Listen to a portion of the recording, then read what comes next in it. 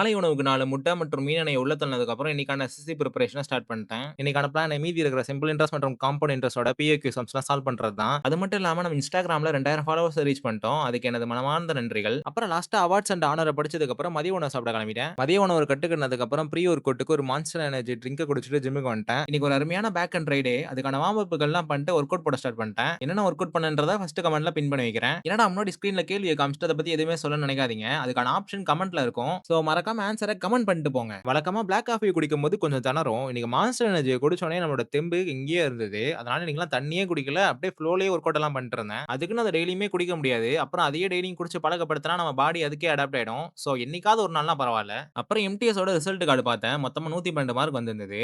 நான் எதுல ஸ்ட்ராங்ன்னு நெனச்சேனோ அதுல கால வாரி விட்டுருச்சு. நான் இங்கிலீஷ்ல வீக்ன்னு நெனச்சேன். ஆனா இங்கிலீஷ்ல முக்காவாசி என்ன கொஞ்சம் காப்பாத்திருக்கு. அதுவரையும் கொஞ்சம் சந்தோஷம். எல்லாத்துக்கும் காரணம் அந்த ஜிகேல இருக்கிற ஓவர் கான்ஃபிடன்ஸ் தான். அந்த ஓவர் கான்ஃபிடன்ஸ அழிக்கணும்னு பார்க்குறேன். என்னால முடியவே மாட்டுது. சோ இனி வரும் காலங்கள்ல அத எப்படியாவது அழிச்சு கட்டிடணும். அதுக்கப்புறம் இறுதியா புரத கலவைய குடிச்சதுக்கு அப்புறம் வீட்டுக்கு வந்துட்டேன். இரவு உணவுக்கு 2 சப்பாத்தி மீதம் இருந்த சிக்கன சாப்பிட்டு இன்னைக்கான இரவு உணவ முடிச்சுக்கிட்டேன். மீண்டும் நாளை ஒரு புதிய நாள்ல புதிய வீடியோல உங்கள சந்திக்கிறேன் கைஸ். பாய்.